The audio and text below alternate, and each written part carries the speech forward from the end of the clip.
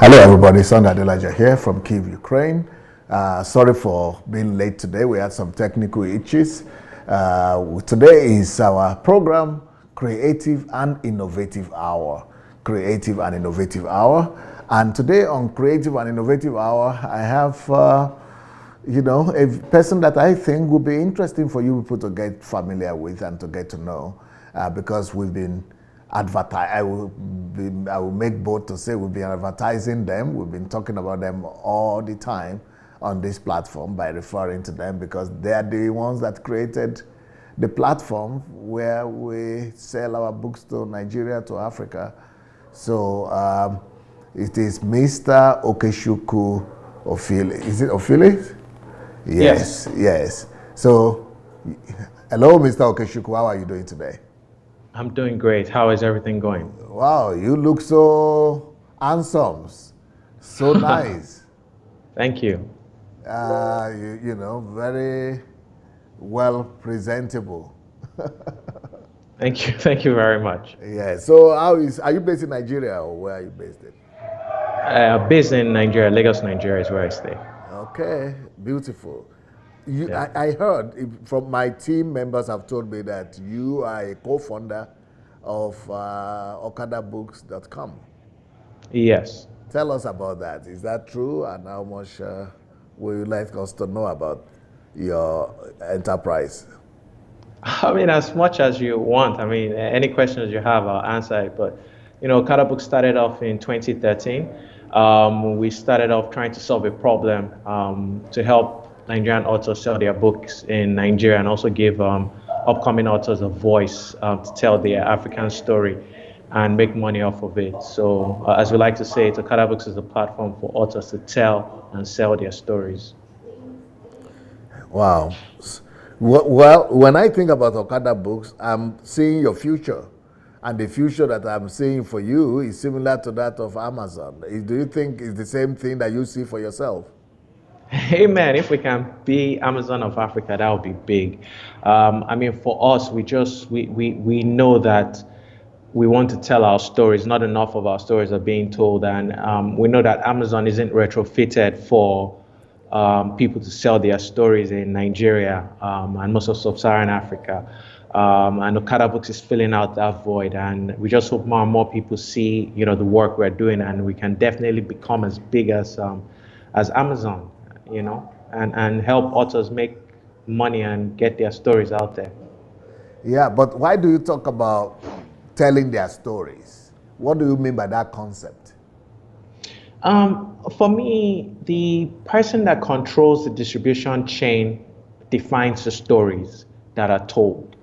So if Amazon controls the distribution chain, and for them, the only book they're really interested in are Western stories or stories written with an American context, European context, and those are the stories that will be told. But when you have platforms like Okadabooks that are giving voices to people, you start seeing people telling their own unique stories. We've had people writing stories in Hausa language that wasn't in existence before Okadabooks came in, because Amazon didn't accept Hausa books. So that's what I really mean by telling our stories. I mean, if you look at the story you're telling and the books you write, you're able to sell it to a Nigerian crowd, a Nigerian audience that really can relate to that story and relate to that message. And because of platforms like Okadabooks, we're allowing authors like yourself and more to just tell their stories and also sell it and, make money while enriching people, intellectually. Okay, will I be mistaken if I say I never looked at it that way? Because I hear that phrase a lot from Nigerian writers especially, talking about selling our own story. But I don't see that, okay, for example, let me tell you with my own journey to Okadabooks. I didn't have any issue with selling my own story because my books are doing very well on Amazon. So Amazon was the only one I knew, and this was like maybe 2007, that's 12 years ago. So since 12 years ago, I've been putting my books on Amazon and they have been doing well. But the only thing that now drove me to Okadabooks is not because I couldn't sell my books on Amazon. So in that regards, my books, for example, at a point, my book was selling more than Obama's books on Amazon. Yeah. Yes, I think I have about 20 books that have become #1 books on Amazon right now. Nice. At least we have about 20 of them that have become #1 books. So Amazon is doing well for me, and also paying well. But the problem I ran into is not that I cannot tell my story, but the fact that I couldn't get Nigerians to buy them. So Understood. Is that the same thing you are trying to say? In a way, it is, because like you said, you had written and you were already selling on the platform. But with what Okadabooks has created, with Amazon, first of all, like you said, you can't reach the Nigerian audience, and you have a lot of authors that are in that same boat, where they're writing their stories, it's being consumed, it's doing well on Amazon or Kobo or Barnes and Nobles, but their audience in Nigeria cannot sort of get those stories. But then you also have to know, aside from your case and the case of people like Kiritaye, there are other people that are based in Nigeria that Amazon wouldn't even take their stories to begin with. So that is sort of what Okadabooks is sort of trying to help out with. And we see that a large number of our authors and writers are coming from this sort of people in Nigeria that just want to tell their original stories and put it on a platform that would accept it. So that's what I'm saying basically in a nutshell is that not every, Amazon doesn't accept every single book that is put on their platform. And Okadabooks is there to fill that void.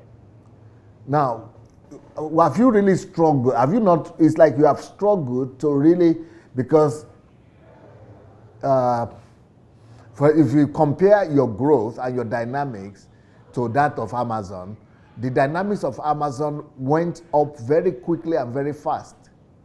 Yes. Within the first 2-3 years, Amazon has become a household name in America, and it was running to millions in their sales and in their coverage and everything like that. But with you, with Okadabooks, even though you have been there for almost close to 8 years or 10 years now, but it's not having that same level of coverage that Amazon enjoyed in America. And I used to think that the problem was because we don't have internet. But now that narrative has been debunked by the fact that by the statistics, at least that people put out there in Nigeria, that Nigeria is actually one of the largest countries, one of the countries with the largest coverage of mobile internet. Yeah.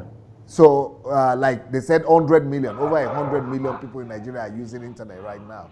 I don't know how far that is true, but at least that is the information we get. So is it that they don't want to go to read books? What do they do? What I wonder is what are they doing on the internet then if they are not reading books? Yeah. So it's a problem twofold. Amazon is a company that made a lot of money and raised a lot of money. And by and large, Okadabooks is a company that has only raised $100,000 in its lifetime. So, and we've been in existence for about 5 years now. So fundraising is part of the obstacles because if you don't have enough funds, you can't go out there and tell your stories. You can't publicize your brand and let more and more people know about it. But funding aside, one of the things we find and a lot of startups find in Nigeria is that the Nigerian internet figures, it tends to excite people. But when you sort of look at it in reality, not everybody in Nigeria that has access to the internet is able to spend money.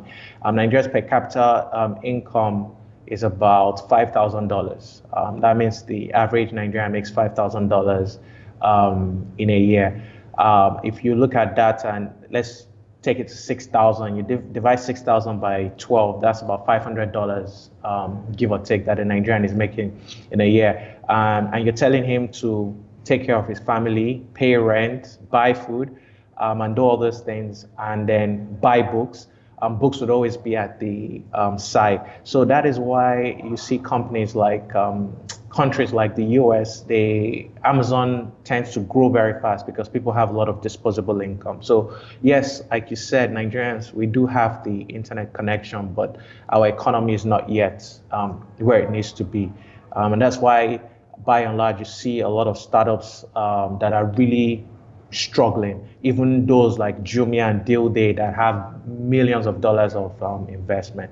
But I think eventually when our economy picks up, we might see that exponential growth like Amazon. No, if it is economy, don't you offer a service such as Amazon offers? They offer a service that is called Kindle Unlimited. Mm-hmm. Whereby people could go and actually read the books almost for free. You know, I subscribe there just for $7 a month, and for that $7 a month, I have access to like over 5 million books. Yeah. Do you have any similar? We have. So our competitors have tried that, a subscription model basically, kind of like Spotify, kind of like Amazon Kindle Unlimited. Again, it's really just the behavior patterns of Nigerians. And for a subscription model to work, you tend to need to be in the millions, like a huge amount of books and a huge amount of users for it to really pass the tipping point where it's viable. But for the number of users we have and number of books we have, the best model that we've seen success with is pay for what you read. The subscription model, we've seen our competitors try it. It hasn't really made a dent. And it's something we've definitely sat down and talked at length about. Even our investors have spoken to us about it.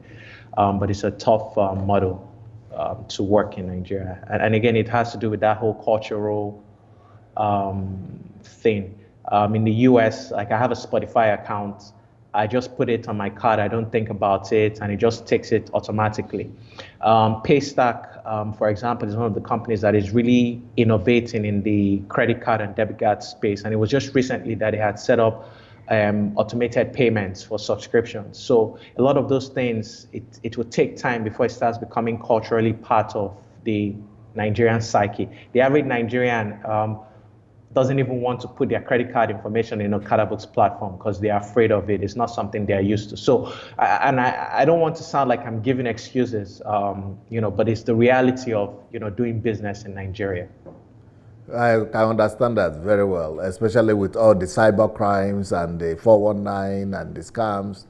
But now I want you to tell us the story. Okay, you could tell us the story of Okadabooks. Where did that start from? Okay, in 2013, thereabouts, I just moved back to Nigeria. I was working as an engineer, and I had written my first book called How Moved back from where? I was based in Houston, Texas. I was a subsea engineer. Okay. So I moved back to Nigeria, and inspired by moving back to Nigeria was inspired by what? Oh, my opportunity. So my company had a project they were executing. I think it was the Bonga Northwest project. So I moved back to sort of execute that project.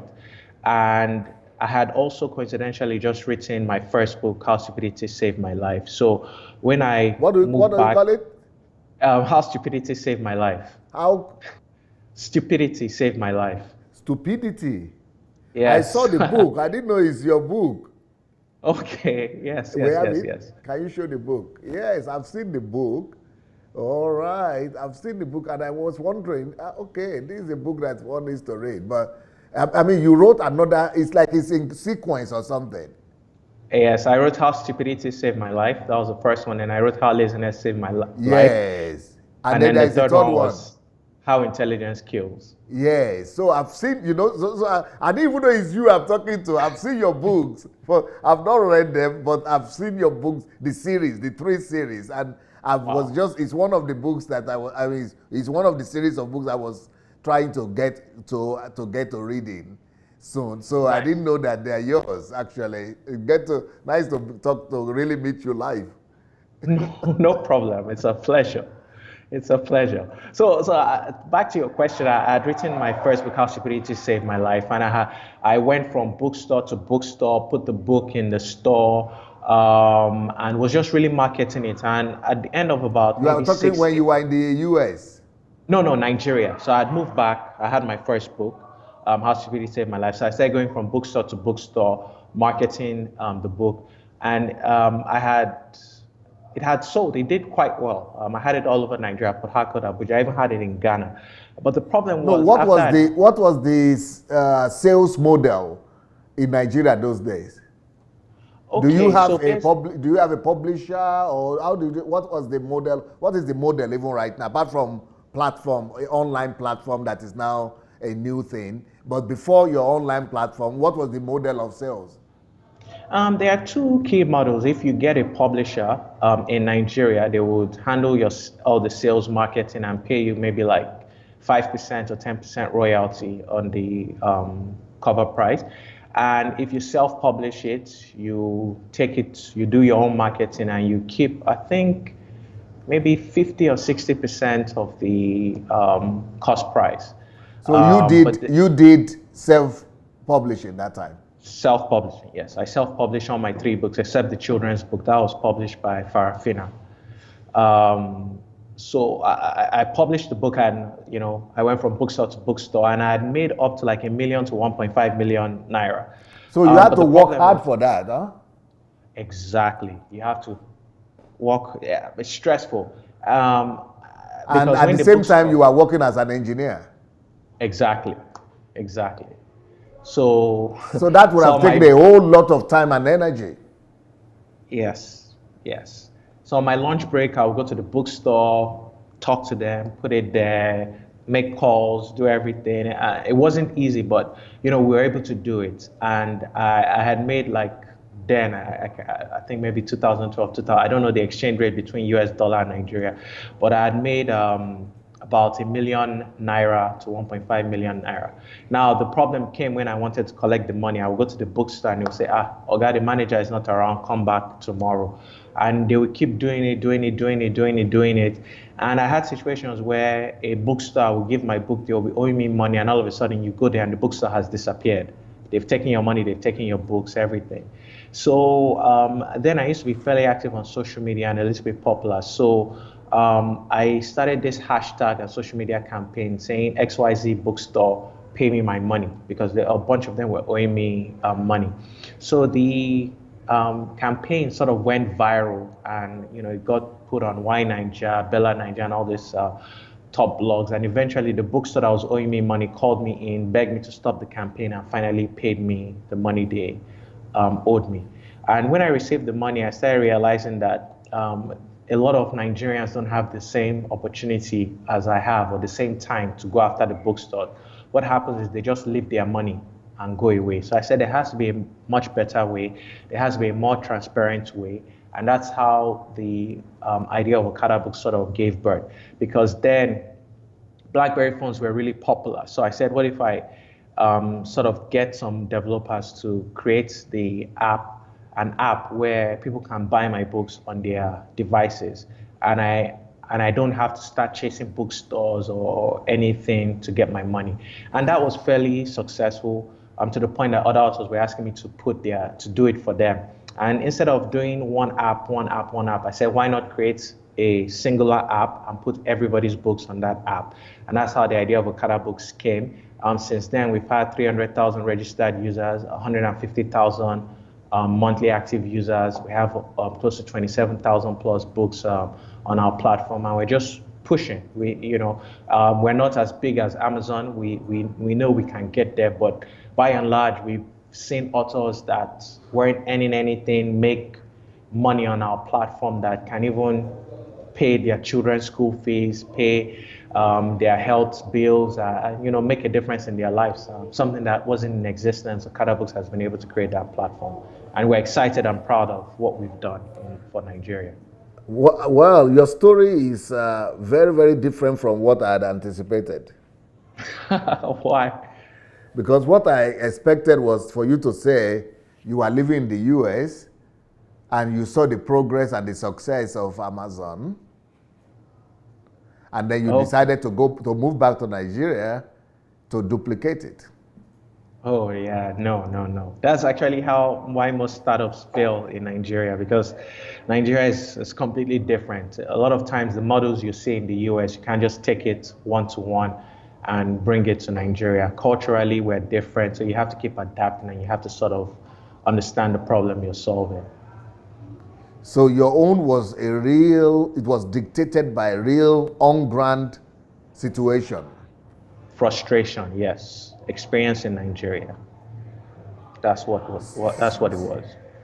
At what point did you resign from your engineering work to just dedicate yourself to doing this? I resigned about 2 years ago to focus on Okadabooks. So it ran for about 3 years, and then about 2 years ago, I stepped down from my engineering position to focus on Okadabooks and do our first round of fundraising, where we were able to raise up to $100,000 to sort of push the company forward. So your job was still based in Nigeria. It was not demanding you to go back to the US. Yes, by then I had left the company that brought me to Nigeria. I had left them, and I was working for a local engineering firm here. So I worked there for about 2 years, and then after that, about 2 years ago, I left them to focus on Okadabooks full time. In your biography, it says that you are the co-founder. Yes. How did you meet the other co-founder or co-founders? So my partner, Jodwoko, he was based in the US and he did computer science. So he had a technical background. So when I first thought of the idea of Okadabooks, I sort of went out to look for developers. And when they were sort of giving me the quotes, I didn't really understand it. So I needed somebody to sort of bounce ideas off and sort of understand what I was saying. And he was sort of giving me the technical advice. And from just giving technical advice, he got interested in the idea and he became our CTO. Did he also move back to Nigeria? No, no, no, no. He continued running it from where he was based in the US.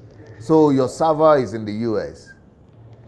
Will I say that DigitalOcean? Yeah, it's based in it's US or Europe, one of them. Yeah, but your service center, how do you support your website and things like that? Is supported from the US? No, no, no, no, no. We have a 100% local team based in Nigeria. We have an office in Nigeria. All our engineers, customer support, marketing, sales team, everybody's based in Nigeria. What about the internet? How do you power your internet? Because for Okadabook to run that smoothly, you need a very high rate and high level of operationals like data, internet, accessibility, fluidity. So you really need to have good access to, no issues are allowed on your platform. Exactly. I mean, we use Amazon Web Services. There are a lot of cloud servers available now. So we've used Amazon Web Services, and now we are on DigitalOcean. But there are a lot of quality programs out there where you can run virtual servers. You don't need to own a server. You just simply pay the server fee, and you can piggyback onto Amazon's existing server or someone else's existing server. So that's what we've used. In addition to writing intelligent code, such that when we're seeing bugs in the system, we can sort of preempt those bugs and sort of reverse it back to the previous situation it was, so it doesn't bring down the website and the app. Yeah, but what about electricity challenges and things like that in Nigeria? That's the difficulty. That's what makes it difficult. But we say if it was easy, everybody would be in Nigeria doing it, to be honest. But it's difficult. In our office, we have a solar panel that powers our laptops and devices. And when the power really gets bad, then we have to go to a remote location to work, or like a co-working space to work. But for the most part, luckily we have a solar panel, and solar panel with batteries and the occasional NEPA power supply sort of ensures that we have like a 24/7 electricity situation. So So that's how we're able to. So you are the generation that don't use generator? Yes, to be frank, and I've said this severally, the youths of nowadays, we're not going to wait for the government. For me, my wife and I, we've had like I've lived for three years on solar panel. That's me personally. I'm not even talking about my office. I don't even use generator for anything. As long as you keep you're very smart. You turn off your fridge when it's cold. You don't use the AC anyhow. You can live a 24/7 lifestyle. I don't even remember the last time I bought diesel or serviced the generator. I just use solar panel. And what is going to happen is that technology is going to evolve to the point that it's going to, all this NEPA that the government is dragging its feet on, technology will bypass it and we won't even need the government again. So yeah, that's a side track. But yes, so we're seeing by and large people are creating power for themselves through solar panels and batteries. I'm in the diaspora, and a lot of people who are watching us are in the diaspora. So okay. A lot of people are contemplating coming back to Nigeria at one point or the other. Mm. So, which is a step that you've already taken. Yes. Before I go into all the details of the risk and the possibilities and the rationality of going back to Nigeria, let me start with your wife. You were married when you were in the US, right? No. I got married in Nigeria 2 years ago, about the same time I left my company. So your wife was never in the US with you living there? No. Okay, so that question is out. But what are the rationalities of being overseas, especially a lot of Nigerians that already have US citizenship, European citizenships? What are are there rationalities in trying to move back to Nigeria? For me, I don't want to give a sentimental response, because I think that's what really causes a lot of problem. I wouldn't advise people to move back to Nigeria unless they've really sat down and thought about it and prepared. Nigeria is difficult, it's tough. Don't just, if you're comfortable in the US and you're living paycheck to paycheck and you don't have a huge amount of money saved, it's a big gamble to move your family back to Nigeria and say you want to, because you're patriotic, you want to come and help Nigeria. And I won't advise, me personally, I wouldn't advise people to do that. But if you have saved money and you've really thought it out well, you've come in, you've looked at the environment, you've done your due diligence, then you can come back and, and take a chance. But Nigeria is not like moving to the US or moving to Canada, where if things happen, the government will sort of support you, or people will it's a very difficult and tough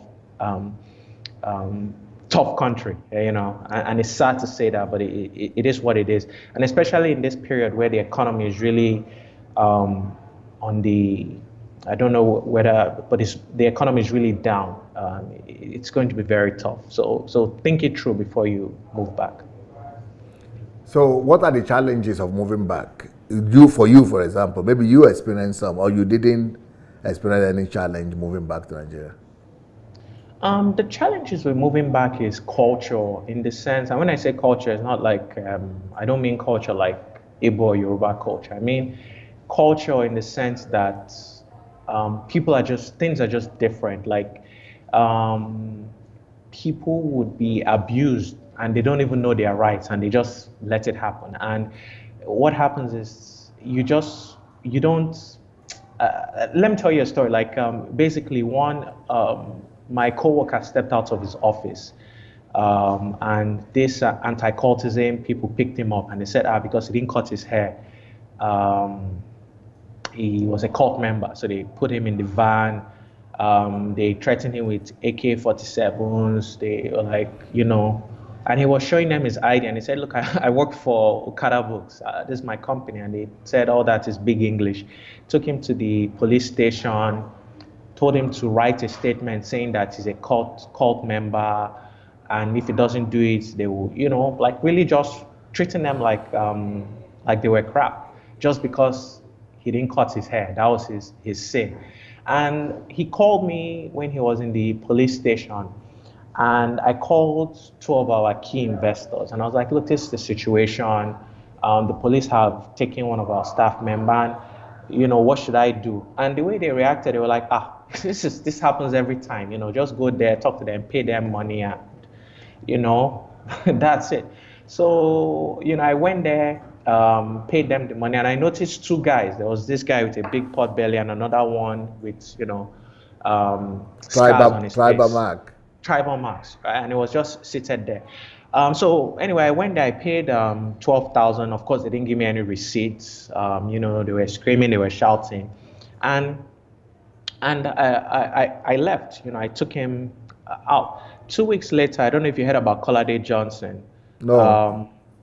Kolade Johnson. Oh, is it the guy that came from abroad and got killed? I don't know if he came from abroad, but he got killed by anti-cultism. Yeah. The guy that got killed in the street beside the girlfriend or something. Exactly. It was a stray bullet. I think they were watching a match, and the anti-cultism people shot, and they killed him.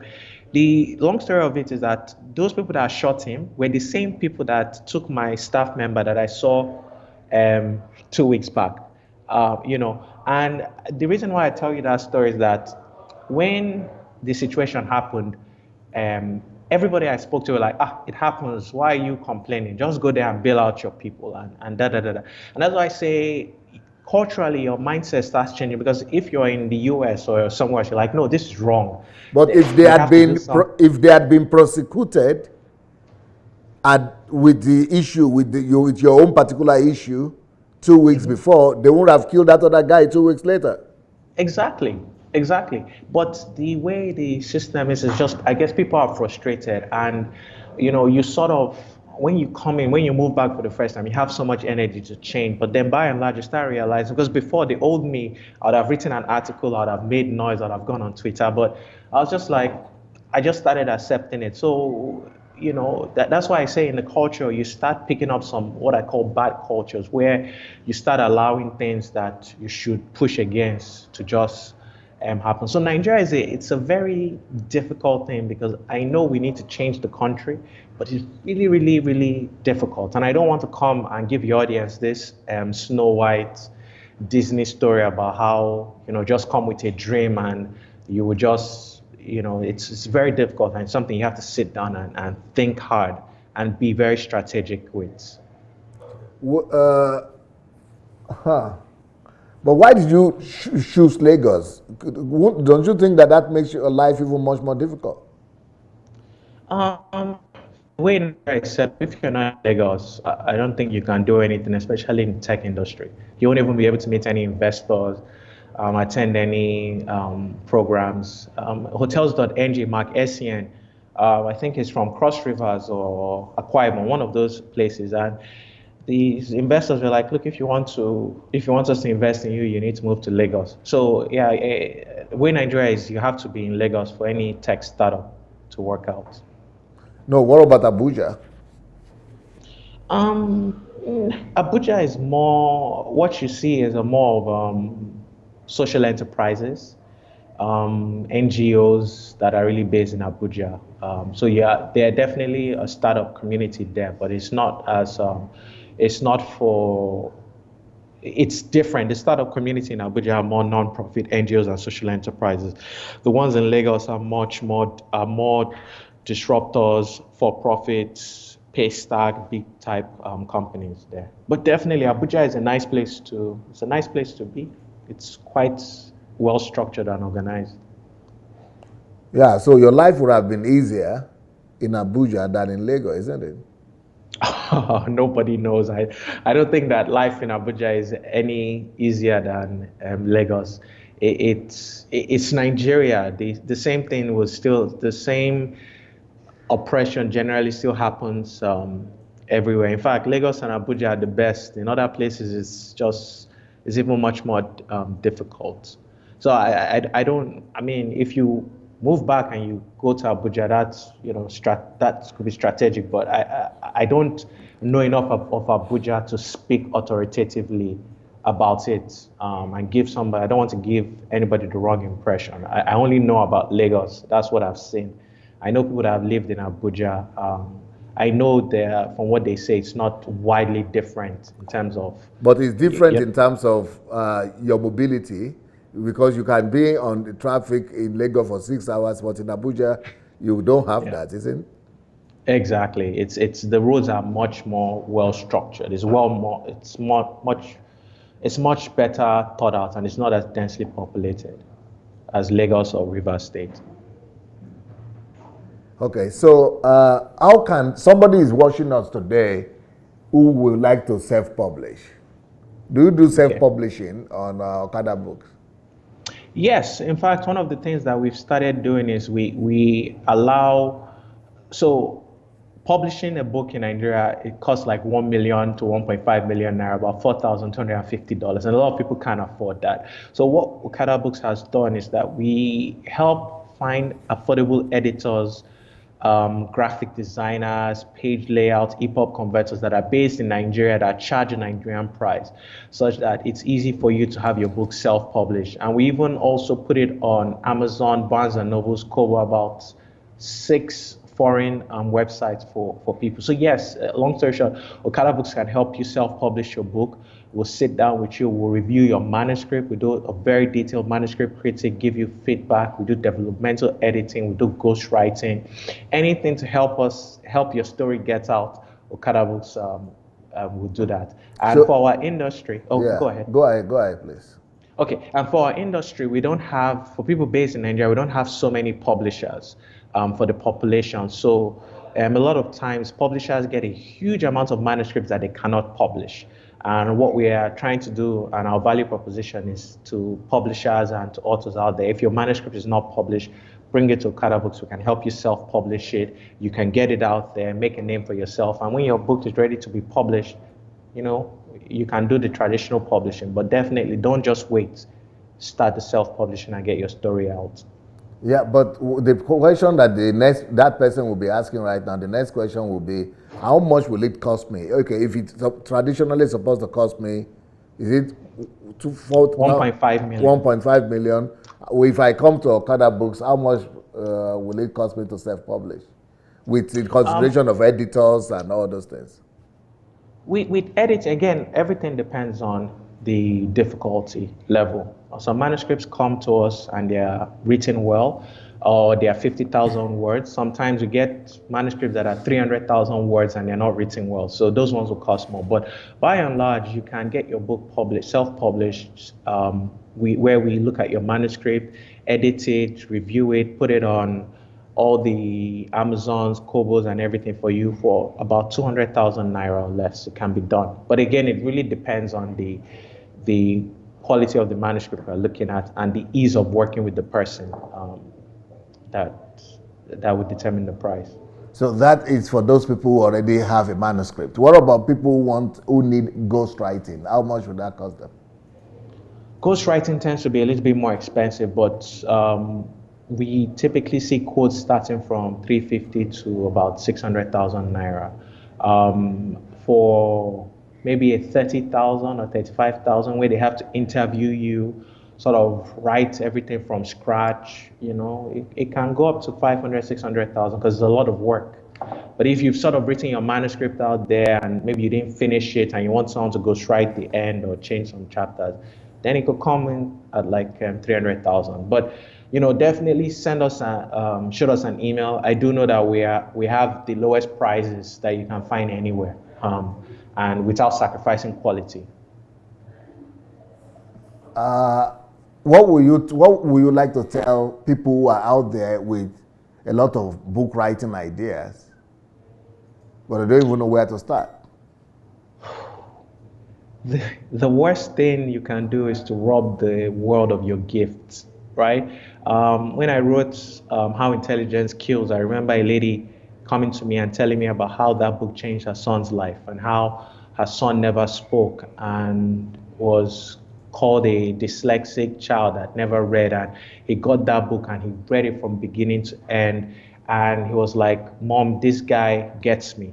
I said that to say that your story might change somebody's life, right? But if you keep sitting on the story and you don't get it out there, you're committing a crime because you're robbing the world of your talent. So my biggest advice is just write. If you sent your manuscript to 20 publishers, all of them said no, self-publish and keep sending your manuscripts out there. But make sure that your word gets out there because you don't know whose life it could change.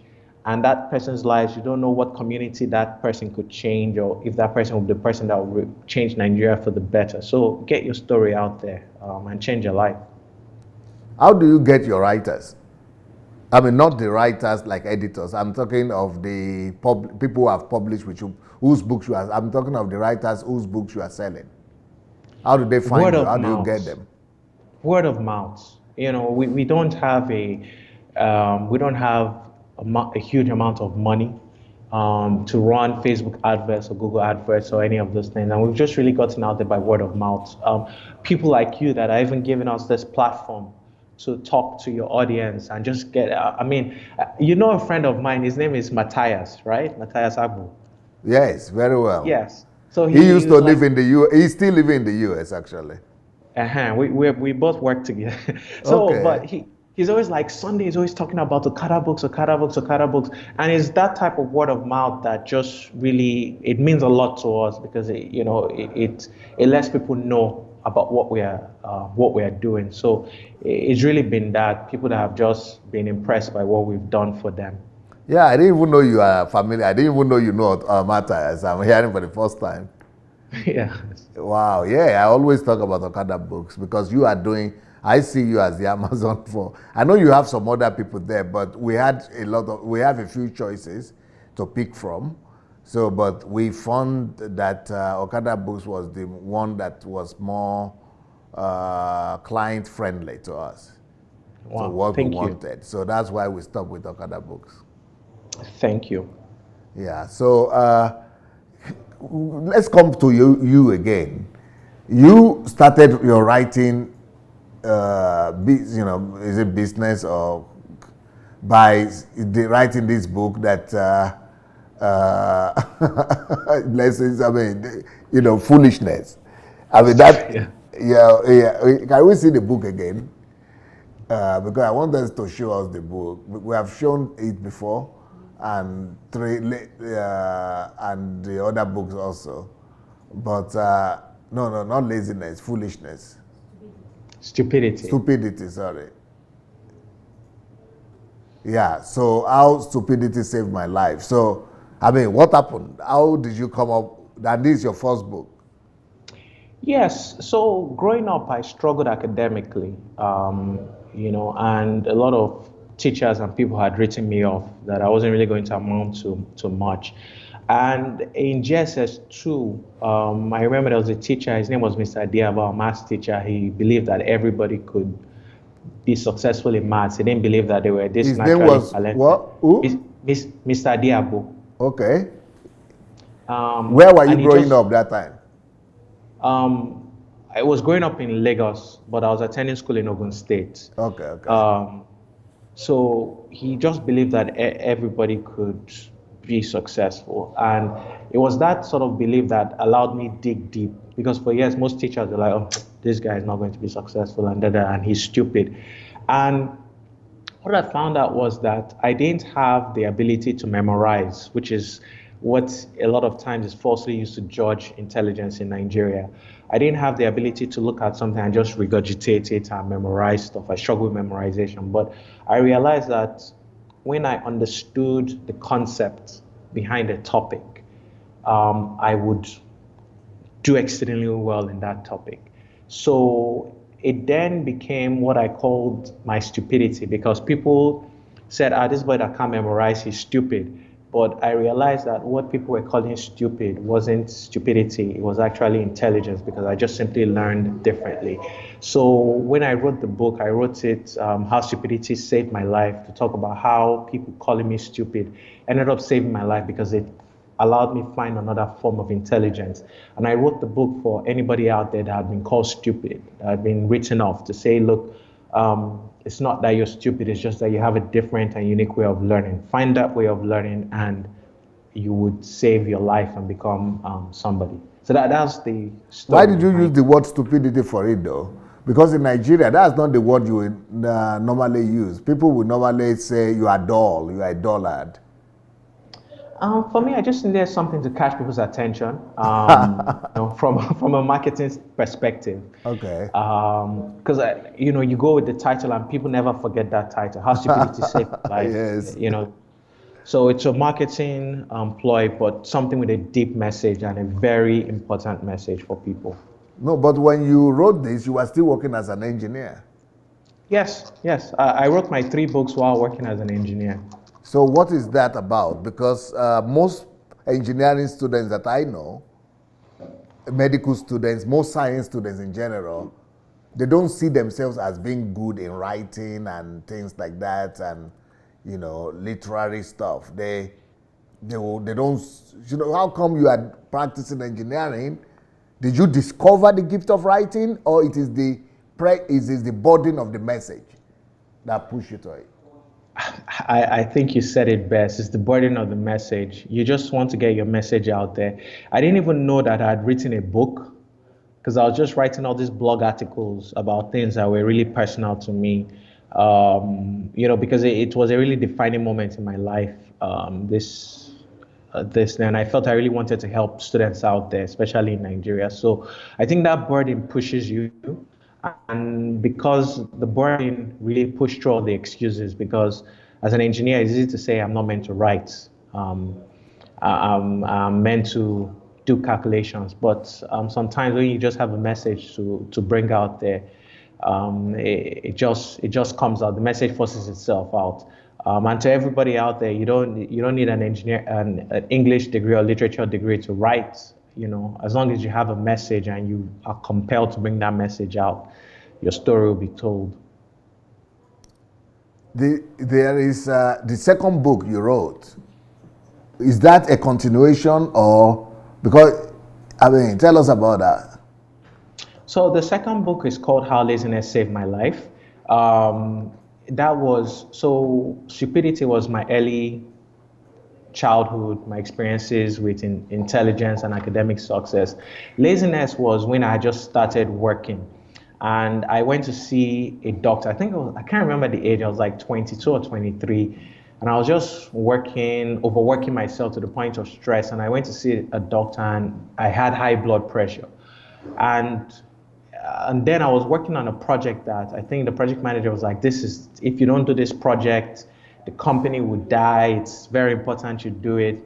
And I was working myself almost to death. And then when I came back shortly after, the project that we had been working on was canceled. And I was like, this was something that I was going to kill myself for. And in that moment, I started realizing sometimes we overwork ourselves. You are working as an engineer at this point? Yes, as an engineer and just in life, family stress, not taking time. And for me, I wrote that book to say sometimes laziness can help save your life. It's okay to take a break. It's okay to be relaxed. It's okay to work, to finish work at 5 p.m. and go home and be with your family and hold your wife and enjoy your children. Doesn't make sense to just keep working yourself over and over again. So that's really what the concept of laziness was, the book, How Laziness Saved My Life, to talk about how sometimes taking a break, sleeping, and just doing work in a much more efficient way is better than just working hard over and over again. So the word laziness here also is a selling tip. Yes, it's a play on word, but something again with a deeper message. Beautiful. Then the last one you wrote now contradicts the whole concept of laziness and foolishness and stupidity. Yes. Intelligence. How intelligence kills. So that one was, I had been in Nigeria for like 3 years now, or 4 or 5 years, and I was just seeing so many things that was just frustrating me, and it was like people just say, okay, because this man is an older person, or this man is an elder, therefore he is the most intelligent person in the room and nobody wants to challenge him, or because this person has a PhD or a master's, therefore he's the most brilliant. And I just saw a country that wasn't tapping into the intelligence of its younger people. We were tapping into intelligence based on age, we were tapping into intelligence based on position, and we weren't innovating in any way, form. And that's really how intelligence kills. And I really do feel this book sadly is still relevant in this day, because this so-called paper intelligence is killing Nigeria. That's just it. It's one of my favorite books, but it's a sad one for me. When you write your books, what do you hope to achieve? I hope to change the lives of somebody. I hope to change behaviors. I want people to think differently. Stupidity was written for children in school, and when I go and speak at school, I give the books, I sell it with the belief that somebody will hold that book, read it, and just change their life. Because I know how one moment in GSS2 changed my life forever. Without that moment, I don't know where I would be. And it's just, you take that book and it changes people's lives. And that's why I write the book, just to change people's lives. How Intelligence Kills is, I wrote it because I hope somebody would read it and be the one that would bring Nigeria to the promised land and to its full potential. So I just write it with the belief that it would touch somebody to take action for the better. Your books that you write, do you write them for now or for future? I don't even know. I just write it as the message is in me. I don't think that I think that deeply. Like stupidity, as I said, I didn't even know I was writing a book. I was just sharing my story, and one day I was like, "Oh, this can be a book." Laziness, I was in that situation. I knew what it was to like go through stress, and I wrote it. How Intelligence Kills, I felt the frustration. So most of my books come out of a sense of frustration that I really want to tell a story. I don't write it where I'm like, okay, I'm doing it because of some futuristic thing. I write it because of the heat that I'm feeling at the moment now. But you are writing, the way, I've not read your books unfortunately, but the way you are talking about these books, as if your books are more like, self-help, but at the same time, are they self-help or they are rather storytelling? It's a mixture. I think I write more like, I don't know if you've read Malcolm Gladwell, any of his books. Yes. So I think that's the best way to describe my books. That's more like self-help. Exactly. You tell some stories, but you have a message to it. So yeah, self-help. Okay, that's more like the way I write my books too. But I thought I had, so do you really tell your stories too in those your books? Absolutely. So you come out everything talking about you, and people know that it's you. Yes, I talk about how my parents, when I failed they say college exam, how I cried. I share everything, personal stories, everything. So when you finish writing the books and the books are out and published, so what you are after is not really the success, monetary success or popularity success, but what you are after is really impact. Oh, absolutely. If you write because of money, you're in the wrong profession. That's what they always say. It's really the impact. It's the impact that drives you. It's the impact that pushes me to go out there and share my story. Yeah, but there are some people also that write just to put the story out there. But it's like you want to put the story out there, but it's like you go beyond that. It's like because you just mentioned that you want somebody's life to be changed. So you are more interested in the impact than in just fulfillment, self-fulfillment. Yes. There has to be an impact. Or else you're just writing for writing's sake. Your book should change. It should have a message. You look at Chinua Achebe, Things Fall Apart. It's a classic. He didn't write it just because he wanted to narrate a story. There's a deeper meaning in the book that he was trying to convey about colonization, and how it affects, how it took our culture from us. So yeah, I think people, I can't judge, can't tell people how to write, but I personally write for impact, to pass a message. Don't you think you are in the wrong business? Which business? Book selling business. As Okadabooks or Yes, as an author? as Okadabooks. I don't know. I think I try to solve a problem based on my experiences. I don't know. You are solving it for me and for a lot of other people. But I just wonder if you have doubts, moments of doubts like that sometimes, because people do say Nigerians don't read. Yes, you have moments of doubt. A lot, especially in Nigeria. It's very difficult. I don't think that the issue is that Nigerians don't read. I just believe the economy is in such a bad state. It's in such a bad state. Like people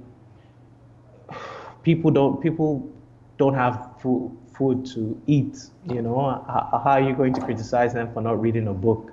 They can't buy the books. I've been to schools where you walk in there and they don't even have chairs. And this is not like deep Nigeria. It's like a state like Ogun State next to an industrialized place, or next to a city, and so it's a very difficult situation. So yes, you do have doubts. You do wonder, am I doing a charity or running a business? But you keep pushing as much as you can. But you left your profession to do this. Yes. I did. Again, it's the same thing I tell people moving back to Nigeria. You have to plan it. I saved. I was quite strategic with it. So I made sure that I reduced all my financial risk. We raised money. So it's one of those things where, and the company is in a situation where it makes money. We can pay our staff, we can do everything we want to do. But we're still trying to see if we can raise some more money to really go and challenge like an Amazon, or really do some exciting things. So we keep talking to investors and seeing, but the company where it's at is in a quite stable place. So what is the purpose of the company? You said it that you want people to be able to tell their own story, but what I'm trying to ask is, are you having a vision like you want to change the reading culture in Africa, or you want book reading to be popular, or you want to spread knowledge so that people will really embrace knowledge, intelligence? What is the goal in terms of end result? When Okadabooks started, my vision was that we were going to talk to big publishers like, what are these big, Simon and Schuster, Penguin, and just get them to put their books on Okadabooks. We're targeting big authors like Chimamanda Adichie and this and that. By and large, what ended up happening was that our most popular authors were people that nobody had ever heard of. They were bloggers that were looking for an avenue to tell their story, and they put it on our platform. And we started seeing people that weren't even reading before read. I mean, one of the things that thrills me is that we have people reading books in Hausa language, and nobody would have ever thought of that. So by and large, what has ended up happening is our Okadabooks realized that beyond just this whole book selling and distribution, we are solving two key problems. We're allowing authors that don't have money to publish tell their stories. But more importantly, we're allowing people with a basic feature phone to read a book, either for free or for less than 500 naira. We're allowing them read books. 80% of Nigerian students that graduate from primary school cannot read, right? Our literacy levels are one of the lowest in the world. And we believe fundamentally that with a platform like Okadabooks, with a team that is on the ground, that understands these pain points and difficulties, we can solve this literacy problem. So we are sort of yeah, when we started, we were just pure Amazon, want to get as many books and da da da. But what we've evolved into is a social enterprise that allows authors tell their stories, publish their books for a fraction of the cost, and we allow people from all over Nigeria access and read these books. And we solve literacy, we help spread literacy across the country.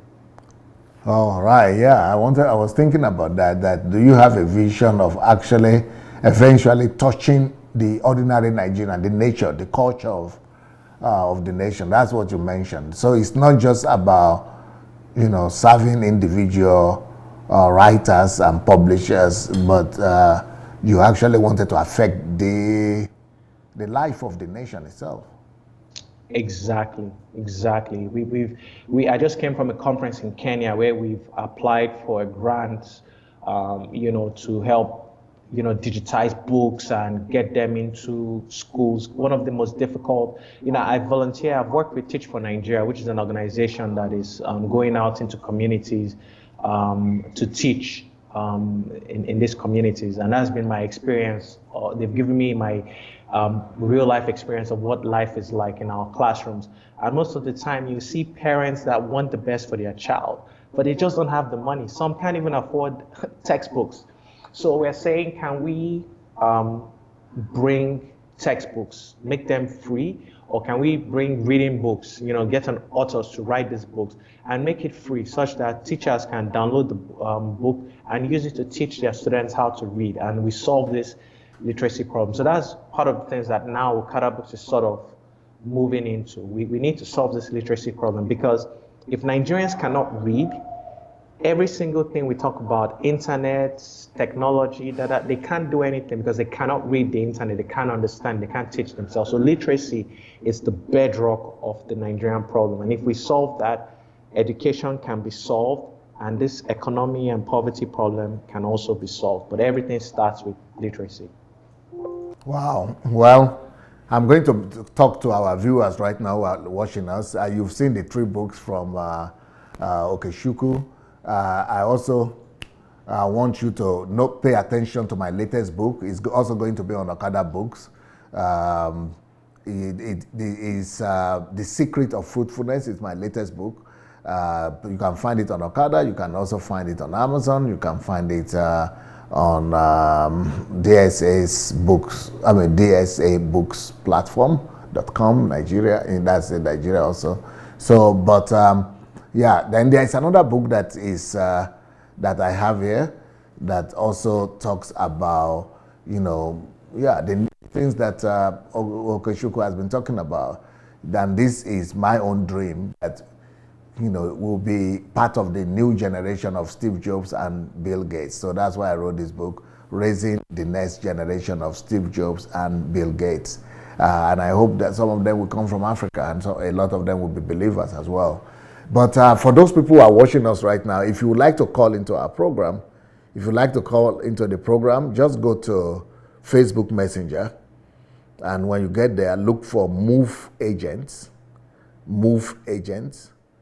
And when you get to Move Agents, that is Move Agents Magic, you just drop us a line and send us a text and say you would like to call, you would like to participate. Maybe you want to ask 1 or 2 questions to our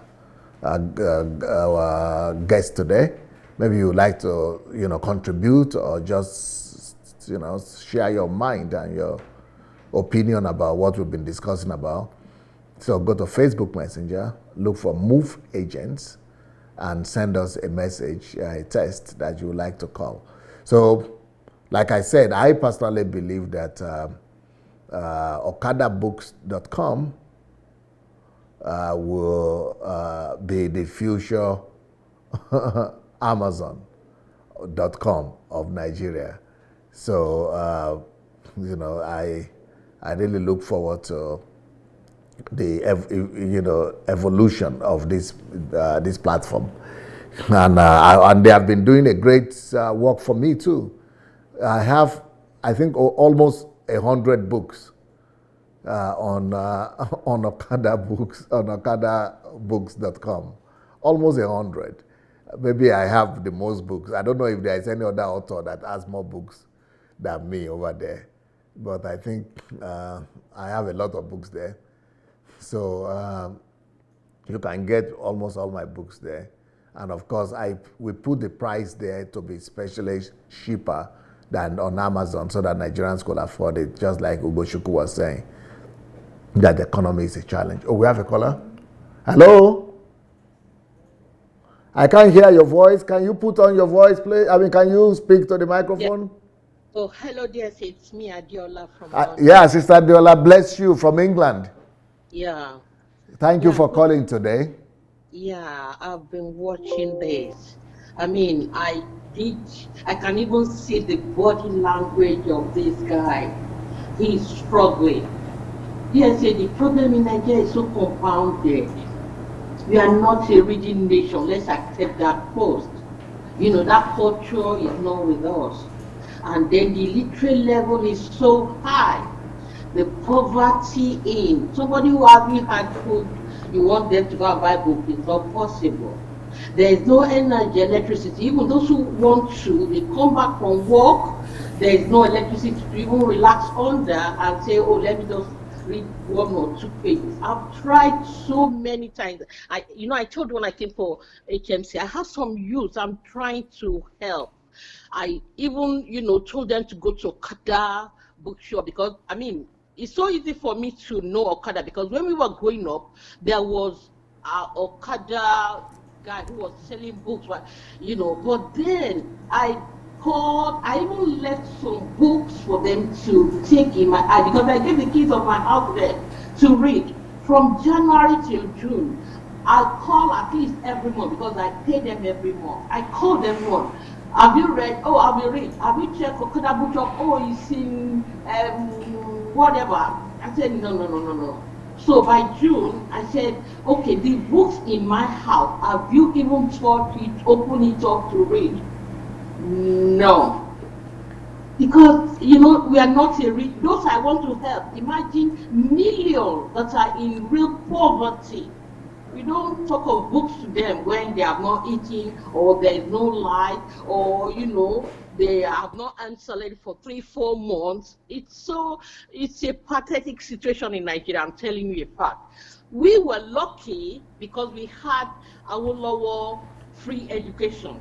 Yes. Only can't, achieve our lucky writers. They came in a generation that Nigeria was still good. So their books was infiltrated into the literature curriculum of the schools of those days. Yes. Who is doing that now? No. The writers cannot, I mean, if you want to be a writer, you got to do it with all your mind, soul, and body. It takes a lot of gut and energy from you. And then you finish writing, can you hear the amount to go and publish? You do that, how many people are going to buy for cheap? I tell you, even Redeem that has its own publishing whatever, right? Initially, it was booming. I'm telling you now, all their books, because I go to their CRM library, bookshop in Redeem Camp, their books are gathering dust now because nobody is buying it. Even at the way that publishes Open Heaven, initially it was booming from 400, it went to 700 to 1,000. Now they are begging in churches, oh, Open Heaven is out, oh, buy. Nobody is buying because they cannot afford to. Initially, I buy Open Heaven for people, they don't even read it because they haven't got life. They haven't got the comfort of life. It's when you are comfortable or whatever, that situation, you don't have water, you want to read book. Tell me, how can that be possible? We are in the heat of Britain now. If I have the fan on me now, there is water beside me, I'm watching you, and as well as have so many things to even while I'm watching you and watching any, messages coming in. I'm so comfortable to do that. I was lucky when I went to school. How I developed my reading nature is because I reflected back.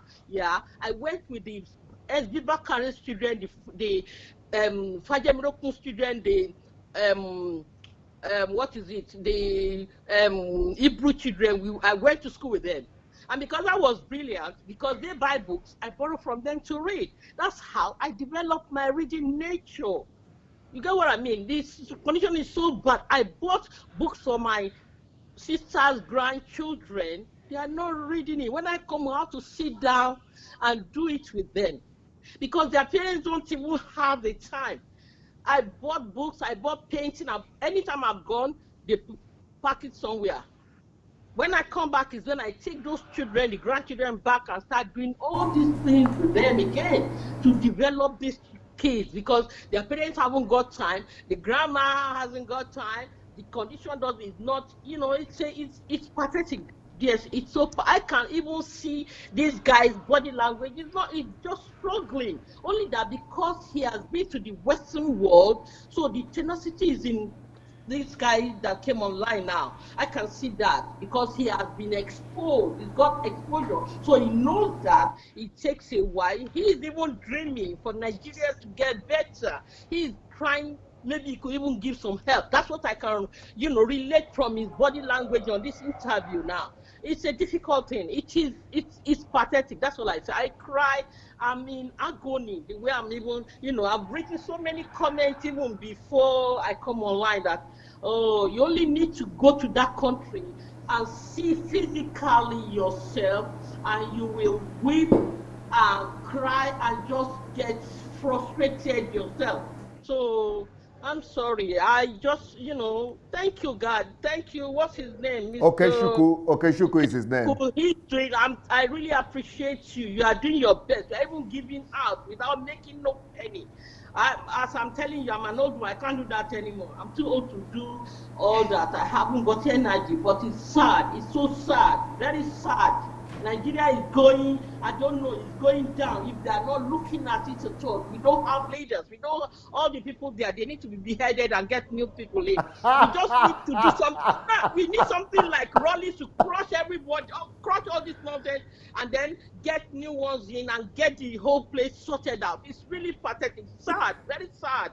Very, very sad, I'm telling you. Thank you so much. Thank you, man. Thank you so very much. That is a shout out from England to OKECHUKWU there.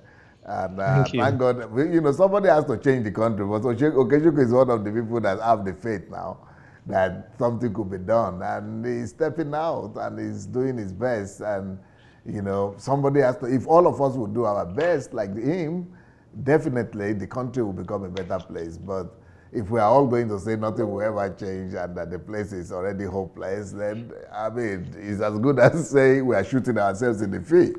Like he said, they are making money on their platform and they are even helping other people make money.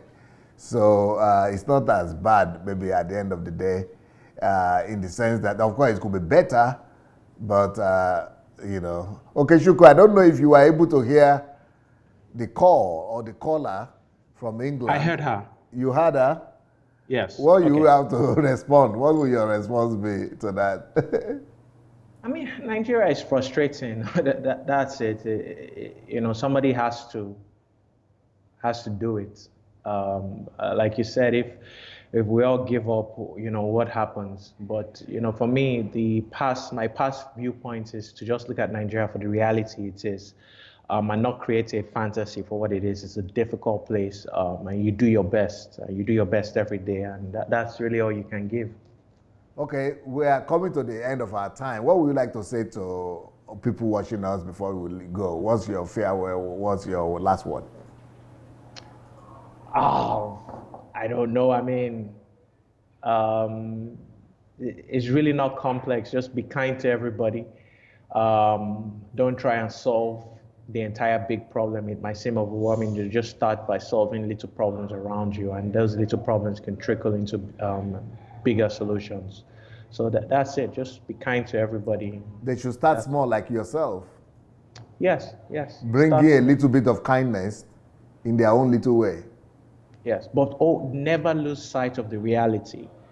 Nigeria is not, and I'm just going to talk particularly about Nigeria. Nigeria is not a fantasy land. It's not one of this Disney world that always has a happy ending. It's tough. So, have hope, but also have reality and specific strategy before you jump into Nigeria. Thank you so very much, OKECHUKWU, and it was nice. I'm sure more people will get to hear about Okadabooks.com and come also to patronage you. Thank you for the good work you are doing to make Nigeria and Africa a better place. And thank you. Have a wonderful day today. Thank you so much. Thanks for everything and the support. Bye. All right. All right, guys. For people who are watching us at home, I would also like to remind you that this is my latest book here, The Secret of Fruitfulness. You will get it on Okadabooks there, but right now it's available on Amazon. It's for a pre-order price of $3 something, and that is the cheapest you can get it. In a week's time, it will be much more expensive. So you can go and get your own, or you can read all my books also for free on Kindle Unlimited. But also on Amazon, you can go on Okadabooks, you can go there and get all my books as well, almost all my books there too. So, and then this other book, Raising Up the New Generation of Steve Jobs and Bill Gates, is a book about people who want to become somebody in life and who want to realize their potentials. So if you are there, maybe for yourself or for your children, you will believe in the future, that you want to be part of that future, this is the book you need to read. Okay? So see you people tomorrow. Peace.